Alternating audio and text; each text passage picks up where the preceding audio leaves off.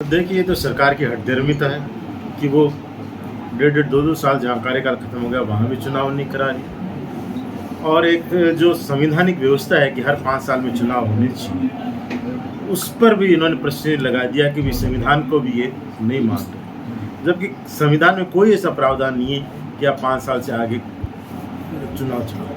अगर कोई ऐसी विशेष परिस्थितियाँ हैं तो उसके संदर्भ में आप विधानसभा, लोकसभा में उसका उल्लेख होना जरूरी है, उसके आप पर इनके पास में नए कोई नियम, नए कायदे, नए संविधान मान है। और आज इस तरह से पंचायत और नगर निकाय टाले जा रहे हैं, उसके खिलाफ पूरे प्रदेश में कांग्रेस ने 1 महीने अभियान चलाया कि जिसमें संगठन बचाओ, लोकतंत्र बचाओ, नगर निकाय पंचायत चुनाव कराओ, ये अभियान चला। और इसमें मुख्य उद्देश्य था कि चुनाव कराए जाए, लोगों तक अलग जिला है। उसके लिए जरूरी है कि संगठन पंचायत राज और नगर निकाय के उन स्तर तक पहुँचे। अंतिम स्तर क्या है? पंचायत और वार्ड है। तो हमने कांग्रेस के संगठन को पंचायत और वार्ड तक ले जाने का फैसला किया है, जिसमें हर वार्ड और हर पंचायत में उसका अध्यक्ष और 21 आदमी कार्यकारिणी बनेगी। सब जगह अध्यक्ष लगभग बन चुके हैं और अब कार्यकारिणी का बनने का काम जो है वो इस महीने शुरू होगा, जो पूरा हो जाएगा। तो ये अभियान चला और उसी क्रम में आज चूरू विधानसभा का कार्यक्रम 30 तारीख तक पेंडिंग था, वो भी आज हो गया। और अब पूरे जिले के 6 विधानसभा में से कार्यक्रम होंगे।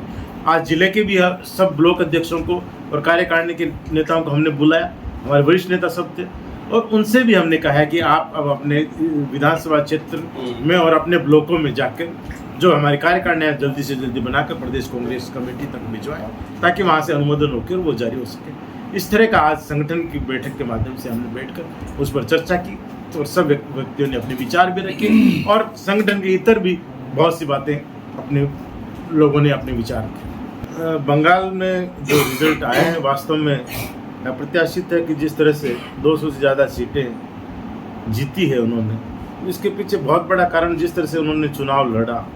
और चुनाव नहीं लड़ा, उन्होंने एक तरह से लोकतंत्र का गला घोटने का काम किया। फिर चुनाव में सबसे बड़ी चीज़ है कि चुनाव वो तो उसमें जनता के द्वारा चुनी हुई जनता के लिए और जनता की सरकार होती है, और उन्होंने उस जनता को भी मताधिकार से वंचित किया। 91 लाख वोट उन्होंने होल्ड रख दी कि जिनको या तो निरस्त करने या उनके सर्टिफिकेट जमा होके उनको करना है। और लाखों लोगों ने, 27 लाख से ज़्यादा तो उन्होंने अपने आक्षेप लगाकर उन्हें प्रस्तुत कर दिया कि कोई कह रहा है हम सरकारी कर्मचारी हैं, कोई कह रहा है कि हम तो लगातार यहीं बरसे, कोई कह रहा है हमारे मकान रहे, कोई कह रहा है हमारी जमाबंदियाँ रही। एक दो जने तो ऐसे मीडिया के सामने आए जो कह रहे हम तो खुद काम कर रहे हैं और हमारे नाम काट दिए दूसरी विधानसभा। तो ये हालात हुए। तो और फिर उसके बाद चुनाव आयोग ने कहा कि अंतिम दिन तक इनका फैसला करके हम वोटिंग का अधिकार दे देंगे, पर वो भी नहीं हुआ।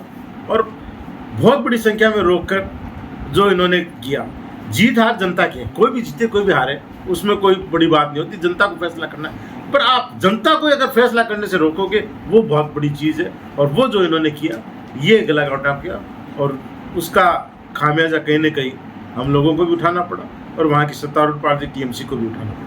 परंपरा बदलेगी कि नहीं बदलेगी उनके कहने से नहीं, फैसला अगर जनता करेगी तो जनता अच्छा फैसला करेगी। पर जरूरी है कि जनता को फैसला करने दें।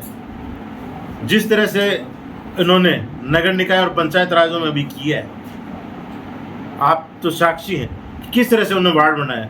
सुजानगढ़ में 60 वार्ड है, एक वार्ड तो उनके 76 वोट का रह गया, सिर्फ 76 का।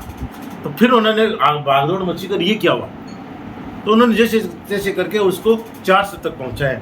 वहीं 10 वार्ड ऐसे हैं जो 4000 के ऊपर, 3 से 4000 के बीच वार्ड बना रखे हैं। और वहीं 20 वार्ड ऐसे हैं जो 500-700 के ऊपर। इस तरह इन्होंने परिश्रम करके चुनाव कराए। तो अगर इस तरह ये चुनाव करा कर बात करते हैं तो अलग बात है। अगर वरना जो तरह से चुनाव होते हैं उस तरह से चुनाव कर ले, आ जाए, कांग्रेस तैयार है।